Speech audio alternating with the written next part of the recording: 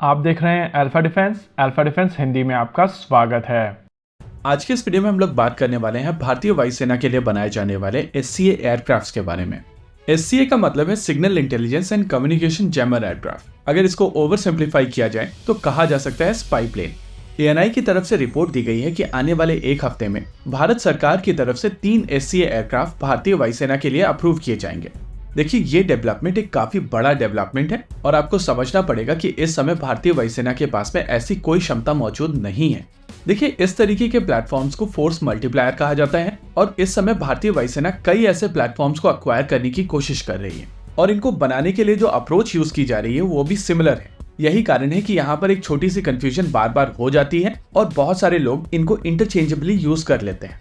पहला force multiplier platform जो भारतीय वायुसेना अक्वायर करने वाली है वो इंडिजिनस तौर पर डेवलप किए जाने वाले एयरबॉर्न अर्ली वार्निंग और कंट्रोल सिस्टम है। ये सिस्टम एयरबस प्लेटफॉर्म के ऊपर बनाए जाएंगे और ये प्लेटफॉर्म्स पुराने एयर इंडिया के A321 एयरक्राफ्ट हैं। अगर एयरबॉर्न अर्ली वार्निंग और कंट्रोल सिस्टम्स को ओवर सिंप्लीफाई किया जाए तो कहा जा सकता है कि ये रेडार्स होते हैं जो हवा में उड़ते रहते हैं और क्योंकि ये काफी ज्यादा ऊंचाई पर हवा में उड़ रहे होते हैं, इस वजह से अर्थ होराइजन का इनके ऊपर असर नहीं पड़ता है और ये ज्यादा लंबी दूरी पर लो फ्लाइंग ऑब्जेक्ट्स को देख सकते हैं। इस समय भारतीय वायुसेना के पास में 6 ऐसे प्लेटफॉर्म्स मौजूद हैं, जिसमें से 3 इजरायली ओरिजिन के फाल्कन एवैक्स हैं जो रशियन IL-76 प्लेटफॉर्म्स के ऊपर बनाए गए थे। बाकी 3 एयरक्राफ्ट इंडिजिनस नेत्रा एवैक्स हैं और इनको ब्राजीलियन प्लेटफॉर्म एम्ब्रेयर EJ-145 के ऊपर DRDO ने बनाया है। आने वाले समय में एयरबस A321 प्लेटफॉर्म के ऊपर नेत्रा मार्क 2 भी बनाए जाएंगे और नए प्रपोजल के हिसाब से पुराने एम्ब्रेयर EJ-145 अक्वायर करते हुए नेत्रा मार्क 1A भी बनाए जाएंगे।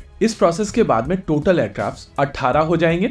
वहीं पर अगर दूसरे फोर्स मल्टीप्लायर प्लेटफॉर्म की बात की जाए तो ये प्लेटफॉर्म होगा आई स्टार का मतलब है intelligence, surveillance, target acquisition and reconnaissance aircraft. देखिए, इस तरीके के प्लेटफॉर्म का प्रयोग करते हुए आप एनिमी की ग्राउंड मूवमेंट को स्टडी कर सकते हैं, उसके ऊपर इंटेलिजेंस गैदर कर सकते हैं, उनके ऊपर कंटिन्यूअसली सर्वेलेंस और रिकॉनेसेंस भी कर सकते हैं। जरूरत पड़ने पर आप वहां पर एक टारगेट को पिक कर सकते हैं जो दूसरे हथियार से न्यूट्रलाइज किए जा सकते हैं। फिलहाल के लिए भारतीय वायुसेना के पास में ऐसी क्षमताएं नहीं है, लेकिन लद्दाख स्टैंड ऑफ के दौरान भारतीय वायुसेना ने इंडियन नेवी के P-8I नेपट्यून का प्रयोग किया था और इस एयरक्राफ्ट की मदद से काफी हद तक इस रिक्वायरमेंट को पूर्ण किया गया था। आने वाले समय में DRDO की तरफ से इसी तरीके की रिक्वायरमेंट को एड्रेस करने के लिए सेंसर्स ऑफर किए जा रहे हैं। हालांकि इनिशियल प्लान था कि रेथियन के साथ में मिलकर ये सिस्टम बनाया जाएगा, लेकिन बाद में डिसाइड किया गया कि DRDO के सेंसर्स का प्रयोग करते हुए ऐसे 3 सिस्टम्स बनाए जाएंगे जिनके लिए प्लेटफॉर्म एम्ब्रेयर भी हो सकता है और C295 भी हो सकता है। वैसे रेथियन के साथ में जब ये सिस्टम प्रपोज किया गया था तो इसको गल्फ स्ट्रीम प्लेटफॉर्म के ऊपर प्लान किया गया था और वो ऑप्शन भी अभी खुला हुआ है। वहीं पर अगर तीसरे फोर्स मल्टीप्लायर की बात की जाए तो वो ये SCA प्लेटफॉर्म होगा। देखिए, इस समय भारतीय वायुसेना के पास में ऐसी कोई क्षमता मौजूद नहीं है और दूसरी सिस्टर सर्विसेज की मदद से यहाँ पर कोई ऑप्शन भी नहीं है। यही कारण है कि ये प्लेटफॉर्म इस समय सबसे ज्यादा इंपॉर्टेंट है। हालांकि भारतीय वायुसेना के fighter jets jammer pod carry कर सकते हैं, लेकिन इस तरीके के सिस्टम्स की रेंज लिमिटेड होती है। यहाँ पर जो कम्युनिकेशन जैमर बनाया जाएगा उसकी स्टैंड ऑफ रेंज 400 किलोमीटर तक की होगी, यानी कि प्रैक्टिकली ये सिस्टम भारत के अंदर उड़ते हुए पाकिस्तान एयरफोर्स के लगभग हर एक बेस के ऊपर इंटेलिजेंस गैदर कर पाएगा और उनकी कम्युनिकेशन को यहीं से ब्लॉक कर पाएगा। कुछ इसी तरीके की क्षमता भारतीय वायुसेना चाइनीज फॉरवर्ड एयर बेसिस के खिलाफ भी बना पाएगी। हालांकि पूरा चाइना काफी बड़ा है, लेकिन उनके कई इंपॉर्टेंट बेसिस को यहाँ पर कवर किया जा सकेगा। DRDO की तरफ से स्टैंड ऑफ जैमर के ऊपर काम लगभग 1.5 साल पहले शुरू कर दिया गया था। ये जैमर और सेंसर्स बेसिकली एक एयरबस 319 प्लेटफॉर्म के ऊपर माउंट किया जाएंगे और ये एयरबस 319 प्लेटफॉर्म पुराने एयर इंडिया के विमान हैं जिनको मॉडिफाई किया गया है। आइए एक बार इस सिस्टम को थोड़ा डिटेल में समझ लेते हैं। अगर इस सिस्टम के सबसे मेन पार्ट्स की बात की जाए तो यहाँ पर 2 पॉड्स माउंट किए जाएंगे, एक आफ्टर बेली और दूसरा एयरक्राफ्ट की फ्रंट बेली के नीचे।